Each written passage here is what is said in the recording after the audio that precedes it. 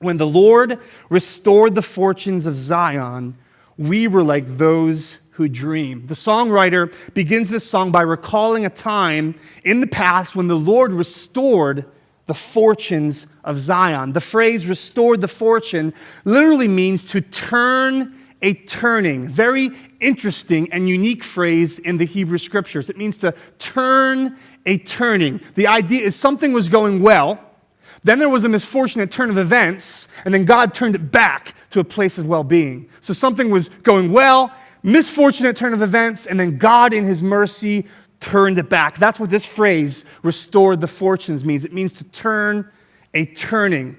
Old Testament scholar dude, John Goldengay, helps us understand this phrase when he says the following. It suggests that whereas a situation had once been one of blessing and fulfillment that then went wrong, eventually Yahweh took it back to what it had been. So God's people lost something, and God in his mercy restored it. Some would argue that this is speaking exclusively about the Babylonian captivity, the time when God's people lost their freedom, went into exile, and then 70 years later, God restored their freedom. I believe the lyrics to this song are ambiguous enough for us to not necessarily say that's exactly what we know this restoration is, but it doesn't really matter because I think the point of this song is that we not nail down what restoration this is talking about, but understand that all throughout the history of God's people, there have been times where things went bad, and then God turned them around. And from that, we understand something about our God, that our God is a gracious restorer. Our Savior, Jesus Christ, is one who is exceptional at turning things around. When things look bad, Jesus is great at turning it around. And that's what these people experienced who wrote this song, and isn't it true? It's the kind of stuff we've experienced in our lives. You see, biblical history is filled with restoration stories, but isn't it true that our personal lives are filled with restoration stories? Times where something went wrong, and God in his mercy turned it around and restored. Can you remember times in your life when things took a horrible turn, and then God in his mercy turned it around? Don't forget those stories. Don't ever forget those stories. They will constantly be a source for building your faith. I'll never forget the summer of 2006. Was on a summer vacation with my family, another family from our church in Philly. We went in on a beach house in Seattle City. And we were having a great, I remember this very clearly, we had a fantastic day on the beach, soaking up the sun, building in the sand, diving into the waves, having a blast with the kids. And then when we went back to the beach house that night, right before bedtime, things started to turn. My joints began to get horribly sore. I could hardly move my ankles and my wrists. I began to get a very horrible head pain, not a headache, but a head pain that was intensified by light and by sound. I began to get chills. And that night, my wife will tell you, she'll never forget this, that I went back and forth between hot flashes and cold sweats. No jokes about my age, okay? That began a week where I literally thought I was dying. Now, I don't want to ruin the end of the story. I didn't die, okay? But I thought I was. It got worse. We left vacation early, went back to the house. We just prayed and just hoped the Lord would allow this to pass. My wife thought I just maybe had a little too much sun, but all the symptoms were far worse than just sun poisoning or just getting sick from the sun. So after 2 days of not really being able to get out of the bed, my wife took me over to the emergency room. Now, my wife was here for the first service. This is pretty funny. My 4'10.5" wife dragging my 6'4" body out the door into the car to go to the emergency room, that was the memory. I'm not sure if it was very faith-building, but it was an interesting memory.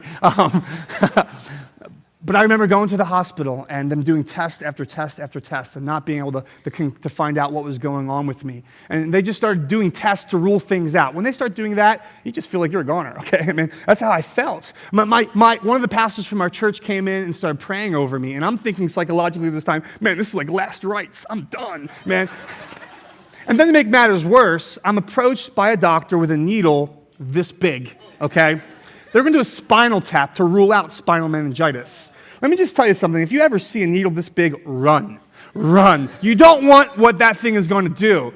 But this was my experience. I was supposed to speak at a event that Saturday, and I wasn't able to speak at it. So my wife is praying for me. My family's praying for me. Local church is praying for me. We're getting raw and gutsy and desperate in our prayers. God, please restore my health. Please bring healing. And I'll never forget this. Saturday afternoon, about 5 o'clock, when that event was over, it was like I was instantly better. Instantly better. God restored my health. I'll never forget that moment. At our church at Grace in Philly, when people come afterwards and ask me to pray for them, that God would bring healing into their lives, or if they ask for God's grace to meet some significant need, very often that memory will come back and build my faith to pray audaciously and boldly for God to restore. Is it not true that what God has done in the past builds our faith for the present? And I'm sure you have stories like that too. In fact, after the first service this morning, people are coming up and they're sharing their stories. And I said to them, don't forget those stories. One man, he was probably in his 60s, tears coming down his eyes, remembering how God spared his daughter who was born and they thought she was going to die. 40 years later, he's still being built in his faith. You see, when we remember the past, it builds our faith for the present. Now, lest you misunderstand, or I help you misunderstand the scope of this restoration, I'm not just talking about circumstantial or physical restoration, although that is often where we feel need for restoration the most. But isn't it true that one of the most significant places we have experienced restoration in the past is restoration in our soul? Our history is filled with memories of Jesus Christ restoring our hearts. I want you to think about the Apostle Peter.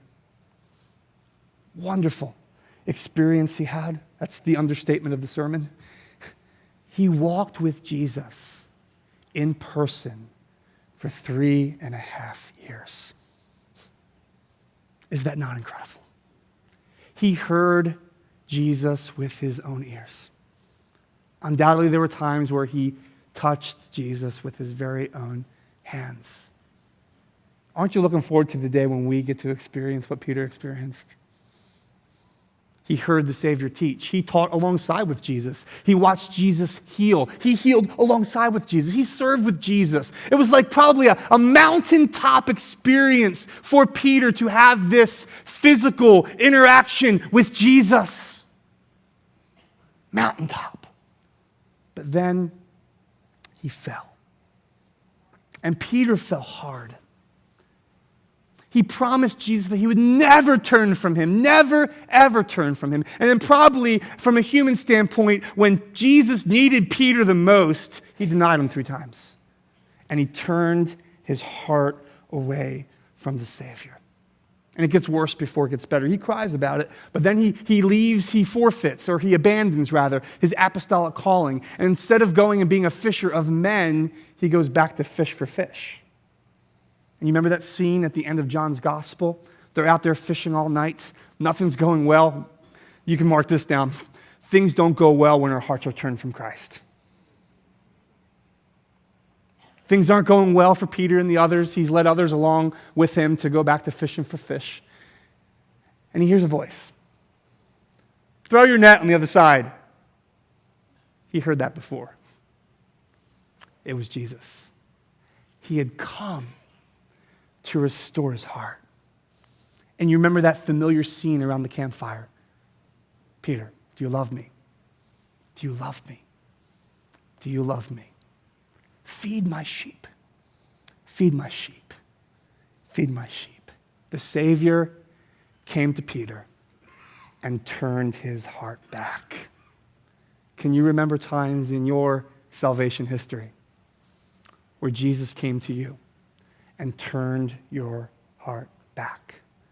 Times when you had gone astray. Times where you were dry in your soul.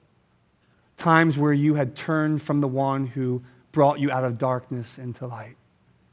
Times where you said, no more following Jesus. And Jesus says, no one can jump out of my hand. And he brought you back. Can you remember times when your Savior did that in your life? Never forget them.